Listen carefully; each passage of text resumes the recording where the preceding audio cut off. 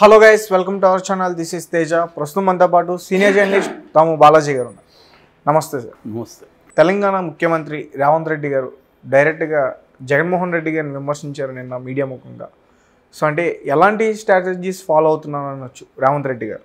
Revanth Reddy first time డైరెక్ట్గా జగన్ మీద attack చేసినట్టుగా మనం అర్థం చేసుకోవచ్చు. అంతకుముందు ఆయన ఏబిఎన్ ఆంధ్రజ్యోతి వాళ్ళకి ఇచ్చిన ఇంటర్వ్యూలో రేవంత్ రెడ్డిగా నేను ప్రమాణ స్వీకారం చేసిన తర్వాత నాకు అనేక మంది విషెస్ చెప్పారు, కానీ జగన్ నుంచి ఒక ఫోన్ కాల్ రాలేదు, విషెస్ నాకు చెప్పలేదు.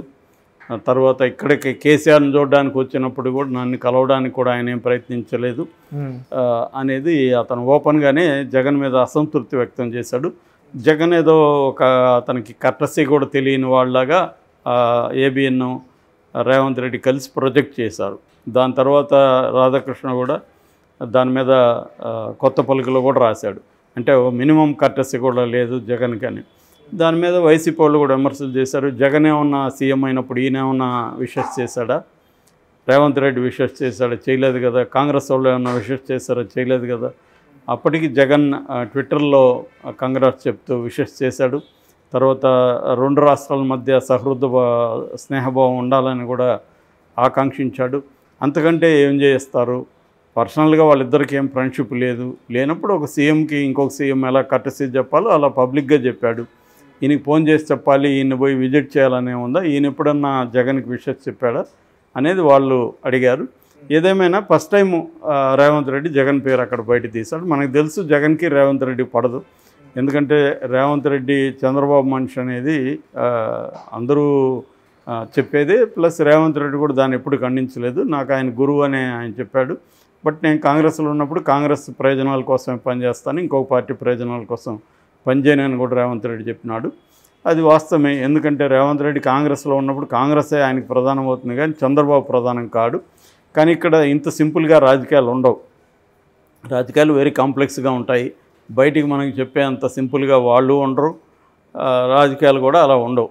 సో ఖచ్చితంగా ఇక్కడ రేవంత్ రెడ్డి గెలుపు కోసం చంద్రబాబు కృషి చేసిన మాట వాస్తవం. ఆయన ఇక్కడ పోటీ కూడా చేయలేదు.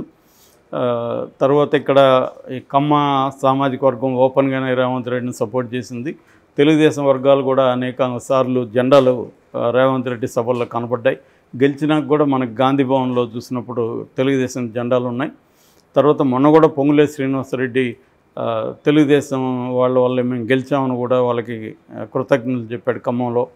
సో క్లియర్గా ఇక్కడ తెలుగుదేశం పోటీ చేయకపోవడం, ఇండైరెక్ట్గా రేవంత్ రెడ్డిని గెలిపించాలని పిలిపివ్వడం, దానివల్ల హైదరాబాద్ చుట్టుపక్కల అయితే అది జరగలేదు. కానీ మిగతా జిల్లాల్లో ఖమ్మంలో కావచ్చు, మిగతా జిల్లాల్లో మాత్రం నిజామాబాద్ కావచ్చు, బోధన్ కావచ్చు, ఖమ్మం, నల్గొండ ఈ జిల్లాల్లో మాత్రం కాంగ్రెస్ గెలవడానికి తెలుగుదేశం సపోర్ట్ అయితే క్లియర్గా పనిచేసింది. అయితే రేవంత్ రెడ్డి ఇప్పుడు నిన్న పబ్లిక్గా ఓపెన్గా ఫస్ట్ టైం జగన్ సీఎంగా జగన్ని తీవ్రంగా విమర్శించాడు. ఒక రకంగా ఛాలెంజ్ చేశాడు. డిసెంబర్లో నువ్వు ఎన్నికల ముందు రోజు నాగార్జున సాగర్ దీంట్లోకి మీ పోలీసులను పంపించి ఆక్యుపై చేసుకున్న దానికి ట్రై చేసావు, నీకు దమ్ముంటే ఇప్పుడు రా చూసుకుందామని కూడా ఛాలెంజ్ చేశాడు. అంటే కావాలని కాలు దూవుతున్నట్టు జగన్ని రెచ్చగొట్టడానికి ట్రై చేస్తున్నట్టుగానే మాట్లాడుతున్నాడు రేవంత్ రెడ్డి. అంత అవసరం లేదు, ఆల్రెడీ ఆ సంఘటన జరిగి ఎప్పుడూ అయిపోయింది, అప్పుడు విమర్శించాడు కూడా. దాని తర్వాత అది కృష్ణా బోర్డుకి అప్పగించారు, అది చూస్తుంది.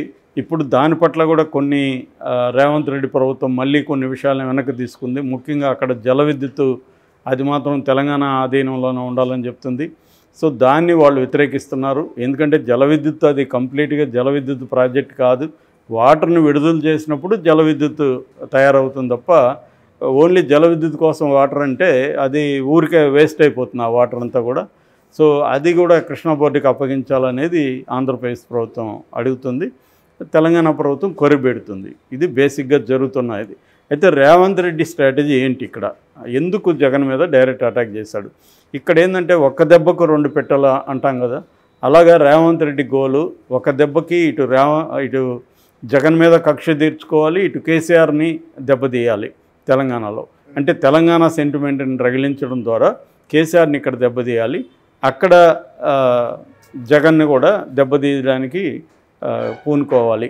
అంటే చంద్రబాబు ముఖ్యమంత్రిగా ఉంటే రెండు రాష్ట్రాల మధ్య సహృదయ భావం స్నేహభావం ఉంటాయి, జగన్ ఉంటే ఉండవు అన్న ఒక సిగ్నల్ కూడా పంపాలి.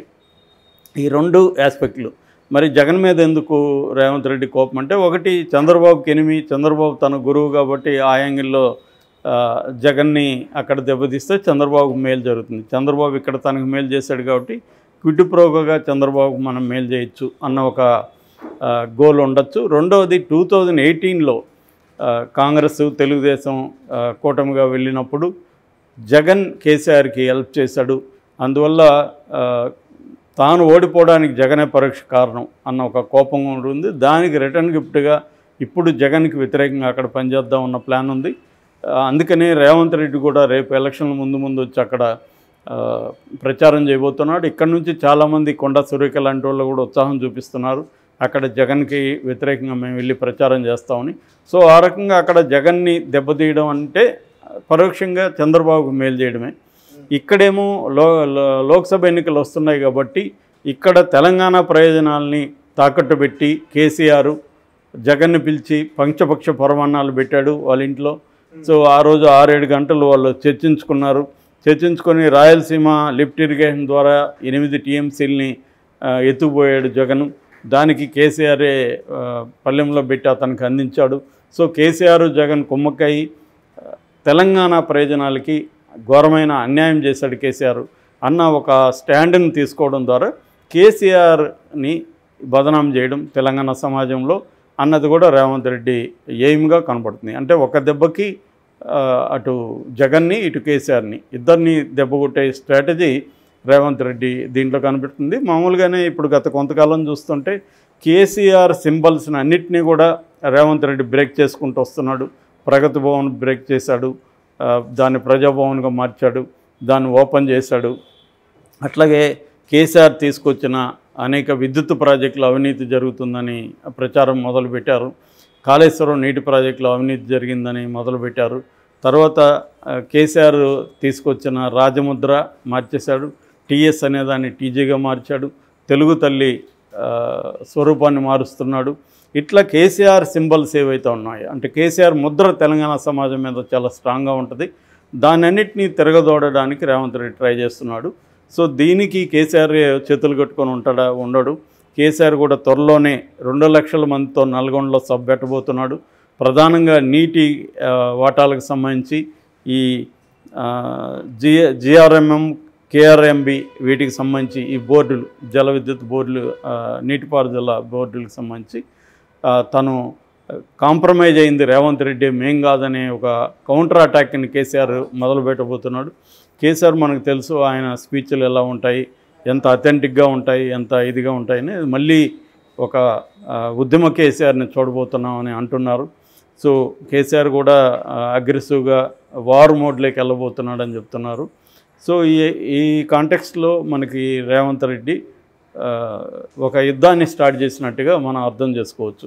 అంటే రేవంత్ రెడ్డి కూడా ప్రీ ఎన్నికల మోడ్లోకి వెళ్ళి అంటే సీఎం కాకముందు రేవంత్ రెడ్డి ఎలాగా కేసీఆర్ని అటాక్ చేశాడో అలాంటి రేవంత్ రెడ్డి రాబోతున్నాడు. కేసీఆర్ కూడా ఉద్యమ కాలంలో కేసీఆర్ ఎలా ఉన్నాడు, ఎంత ఫెరోసియస్గా ఆయన అటాక్ చేసేవాడు, సో ఆ కేసీఆర్ రాబోతున్నాడు అంటున్నారు. సో ఒక పక్క ఆంధ్ర రాజకీయాలు వెరీ ఇంట్రెస్టింగ్గా మారుతున్నాయి రోజు రోజుకి. తెలంగాణలో కూడా రేవంత్ రెడ్డి ప్రవేశంతో అంతకుముందున్న బోరింగ్ రాజకీయాలు ఇంట్రెస్టింగ్ అయిపోయినాయి ఒకసారిగా. సో అది ఇంకా కంటిన్యూ అయ్యే అవకాశం ఉంది. ఎందుకంటే రేవంత్ రెడ్డికి ఇంటర్నల్ ఛాలెంజెస్ ఉన్నాయి. రేవంత్ రెడ్డికి ఏంటంటే కంప్లీట్ ఫ్రీడమ్ లేదు కాంగ్రెస్లో. ఇక్కడ కాంగ్రెస్లోనే తనకు అనేక విభిన్నమైన జనాలు ఉన్నారు, ఇక్కడ నాయకులు ఉన్నారు. వాళ్ళందరూ కూడా రేవంత్ రెడ్డి ఏమాత్రం వీక్ అయినా కూడా అటాక్ చేయడానికి రెడీగా ఉన్నారు. సో అలాంటి కాంటెక్స్ట్లో రేవంత్ రెడ్డి ఢిల్లీకి చెప్పకుండా ఏ పని చేసే పరిస్థితిలో లేడు.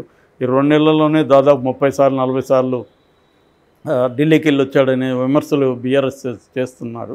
అంటే ఢిల్లీ నుంచే పరిపాలన సాగిస్తున్నారని బీఆర్ఎస్ఎల్ మాట్లాడుతున్నారు.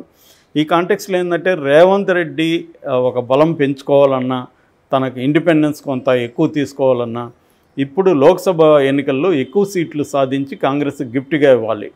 సో అది చేయకపోతే రేవంత్ రెడ్డికి చాలా దారుణమైన పరిస్థితి మొదలవుతుంది. ఇక్కడ తిరుగుబాట్లు కూడా వచ్చే అవకాశం ఉంది. అందుకని రేవంత్ రెడ్డి సర్వశక్తులు ఒడ్డి ఇక్కడ కేసీఆర్ని భూస్థాపితం చేసేయాలి, కేసీఆర్ని పెద్ద దెబ్బ కొట్టేయాలి, అవసరమైతే జైల్లో పెట్టేయాలి అన్న దూకుడుతో ముందుకెళ్తున్నాడు. మరి ఈ దూకుడికి కాంగ్రెస్ అధిష్టానం ఎంతవరకు పర్మిషన్ ఇస్తుంది ఏందనేది చూడాలి. Okay sir, thank you so much. Thank you.